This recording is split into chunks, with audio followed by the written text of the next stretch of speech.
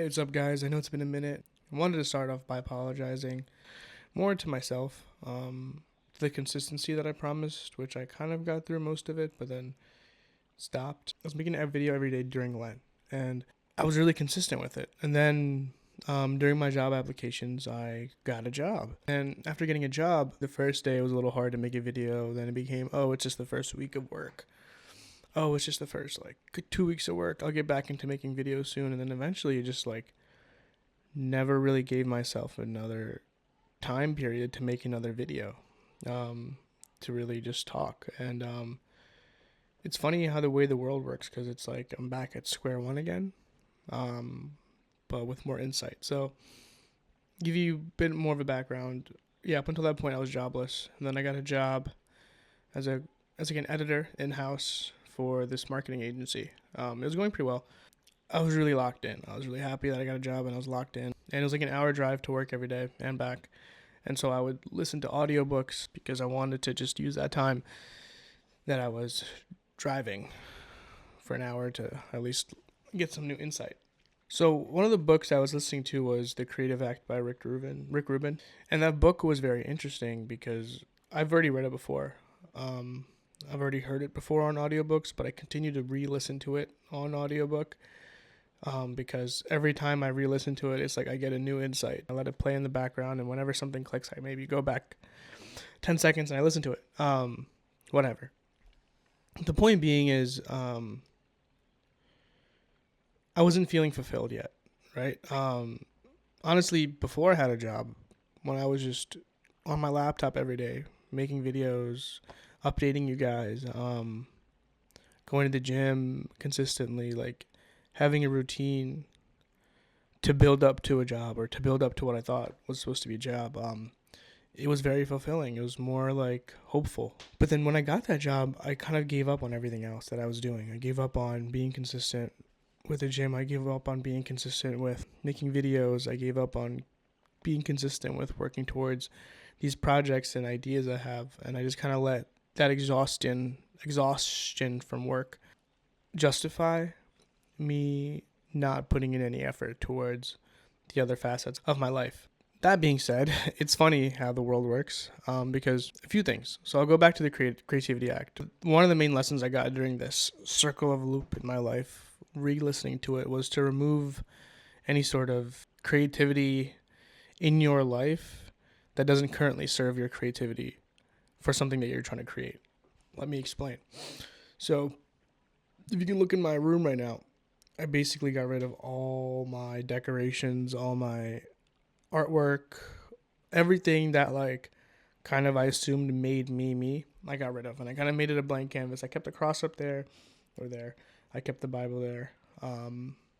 That's basically it. There's no decorations anywhere in my room, other than maybe an LED light I like. And I just wanted to give myself a blank canvas to recreate from.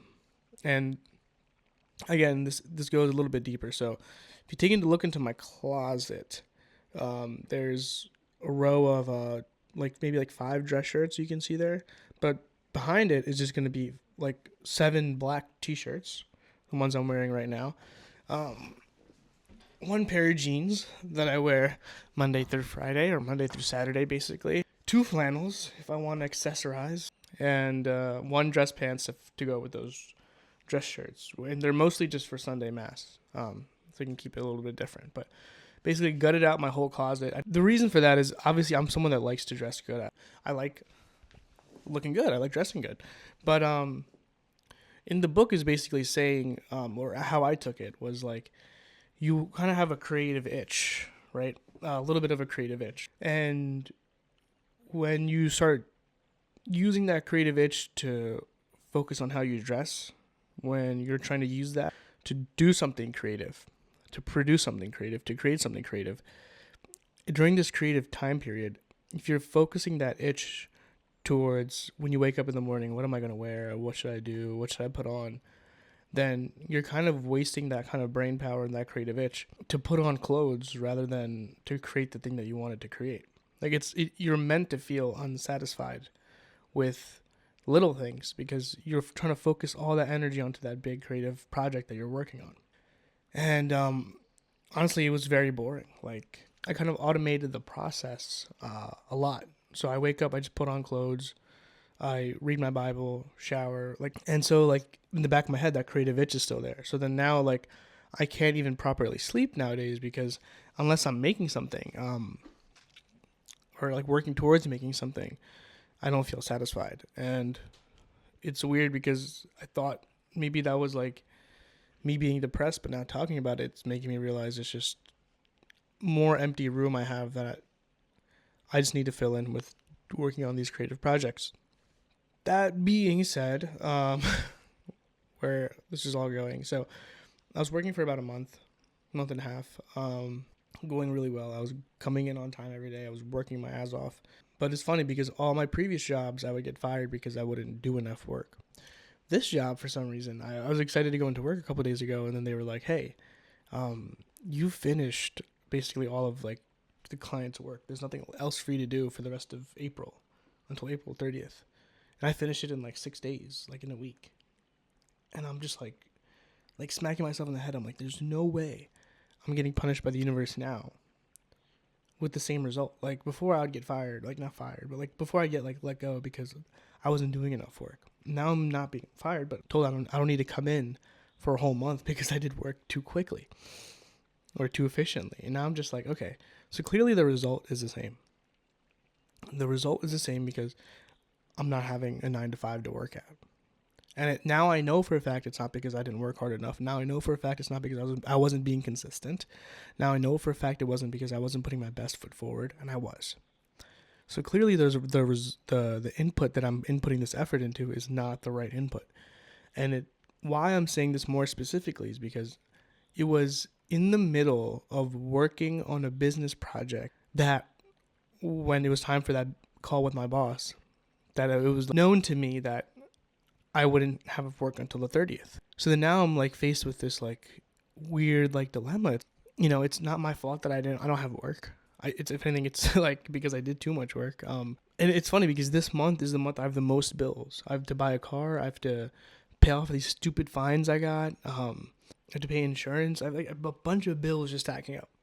And like I planned it financially like because like I'm gonna be working 9 to 5 this month. I'll have just enough to get through this month, and then after that I'll be in a good profit zone. And then it's like right during these like the highest stakes month, like the month I need the most money, is when I don't have work now for 30 days. And it was specifically during that moment I was working on a business idea. It could be just coincidence. Who knows, okay? But what I'm saying is the fact that all happened like simultaneously, like the thought process in my head that it wasn't my fault and that I've lost jobs before because it was my fault. The fact that I was working on literally like in the middle of working on the business when I got that call from my boss. And then like realizing like, okay, it's not the fact that like I'm not doing enough. It's the fact that like I should be doing something else. A lot of times I personally, for me, you guys might be different, but personally for me, I try to do like a lot. I try to do like everything at once, and I can't. I'm not like that. I can really do like one or two things at most, and everything else becomes really hard to juggle. Obviously the job was the most important thing for me at the time because again, that's where I'm making that money to pay off these expenses I have. But then when that was pushed off for another month, I was just like, oh damn, like okay, like I guess I'm meant to just start going back to like the business ideas I'm working on, like the projects I want to create. So I'm just gonna leave it all up here. First things first, I'm starting not clothing brand really, but I like bell bottoms. I like jeans. I'm wearing jeans right now. I love jeans, but these aren't bell bottoms. These are just regular jeans. I like bell bottoms. I like the way they look. I don't like the ones online because they just look fake as shit. I want my own. I want to create my own. So I'm making a brand kind of in a sense called Left Lane.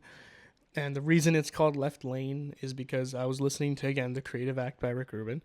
And he said a lot of times the world around us shows us inspiration for the things that we want to create. So then I was literally driving when I saw that, thinking about this clothing brand, and then I saw a sign that said, use left lane only. So I'm like, oh, okay, left lane it is, and it sounds cool. So I'm trying to design my own pair of bell bottoms. My friend is helping me with the design process of it. He's working on his own clothing brand, which is 10 times, a million times more cooler than mine, but that's his own vision. My vision is just pair of bell bottoms for myself to wear. I think it'll look cool. It's gonna be called Left Lane. That's another side creative project, or one of the main creative projects. And also, I'm trying to work in Left Lane. I'm trying to work on a cowboy hat. Cause I like wearing cowboy hats. It's my thing. I'm just doing things I like. I don't give a shit about the profit for it anymore. I don't care. Next thing is my friend is a real estate agent. He has real estate listings. I want to just go there, record some footage, take some photos of the properties, and start selling packages to real estate companies and different packages of photography, videography, etc., etc. And if they want to buy, they can buy. And there's something on the side where like I can kind of automate that process because it's not really hard to do. Just automate that effort, and then if it's something on the weekend, I just have something on the weekend just consistently making me money no matter what, so I can continue focusing on these creative projects Monday through Friday. So that's what I'm doing. But continuing off of this, last off the pill I had, how long has this been? Okay, I'll cut this short soon. The last off the pill I had, it was talking about systems. And systems are good. But the one thing I didn't realize until recently was the foundation of the system is the most important thing. If you make systems and the systems start flowing, and you still feel depressed, or you still feel like nothing's happening, or if you still feel like it's not satisfying you enough, it's because the foundation of the system is wrong. And everyone, I believe, has something that they know they need to tackle in life, and they're trying to create a system in order to like go around tackling the issue that they need to tackle within themselves first. Because that issue of tackling that problem within your own life is too scary for you to do. So you start creating systems to go around tackling that issue. But then you can build that system, you can go and create those systems. But then the funny thing is, once you make those systems, you kind of come back to that same root problem. And then you realize all I had to do to fix this whole thing was just solve this from the beginning. So what I'm telling you is, there is an issue. If you have a system and you don't feel satisfied with it, there's an internal issue or something in your life that you have to tackle face on head first. And it might scare the shit out of you. You just have to do it. And until you do that, your foundation will never be right for your system. So once you start making a system around the correct foundation of tackling the fear that you have inside first, or whatever problem or issue you have inside first or outside, whatever, once you tackle that head on, then make the system to prevent that from happening again, in a sense, or create a system to now grow, because now you have a good foundation to work from. But yeah, these are the kind of updates in my life. I'm excited. I'm scared. I'm also like sad at the same time. Like I don't know. Like, okay, like I don't know what the fuck I'm doing. Like, but I don't know who does really. And the point of what I'm trying to make is just because I'm motivated and happy doesn't mean that's 24/7. You know, like I'm. It's okay to feel sad. It's okay to feel angry. It's okay to feel upset. And that's another thing too. Before I end this video off, a lot of times when I would get angry or sad or upset, I would try to kind of gaslight myself into being like, oh, like what you're going through isn't a big deal. Like, there's people that go through worse, or there's people that go through more. Like, just try to smile through. And I just smile my ass off like this, and just like force myself to pretend like nothing happened and not try to burst in anger. Fuck that, okay? Every emotion is equal. There's no good or bad. I don't know why this is like such a hard concept for me, and because it's such a simple concept, but basically, it's okay to be angry. If you feel anger coming in, burst out in anger. Feel the anger. Allow the anger to enter you. But the only thing you can control is your brain. If you feel angry, say something happens, you're like, oh my God, and you start cursing your ass off and you're angry. It's okay. Anger is normal. The only issue is your brain. So if you find that comfort in letting that anger go, because you've let that anger go and it's like, oh, finally I let that anger out of me. Now stop there, in the sense of, if the anger continues to flow and you allow yourself to feel it, but control your thoughts. Because sometimes once that anger gets out of you and you feel that like relaxation from letting the anger go, your brain starts to add on thoughts to make yourself angrier, so you can burst more and more and more and more. And that cycle of bursting more and more and more is very unhealthy. That's only because you are allowing your thoughts to add on to it. You can only control what you can control, so let go. So if you feel anger, if you feel sadness, if you feel depression, let it hit you. It's fine. Don't try to avoid it. Don't try to walk around it. Don't try to tiptoe around it. Let it hit you. Hit you, feel it. It's okay to be sad. It's okay to be angry. Get your work done. Get what you need to get done still. You know, focus on, burst out in anger. Do what you got to do, but get back to work. And what I'm trying to say is, don't let your thoughts add on to that sadness. Don't let your thoughts add on to that anger. Don't let your thoughts continue that cycle. You can only control your thoughts. You can't control what the universe wants to send you feeling wise. So if you feel like shit, it's okay to feel like shit. Just don't continue it with your thoughts. Allow yourself to be human. Allow yourself to feel. Allow yourself to fucking be normal, because this is normal, right? It's normal to feel. It's normal to feel multiple emotions in a day. It's not all fucking flowers and roses, but it takes rain and it takes storms and it takes, I don't fucking know. It takes problems to make solutions, and it takes sadness to make happiness, and it takes everything to make everything. So whenever you're feeling down, just know that yes, I'm down. This is normal. This is fine, but this isn't the forever. All right, peace.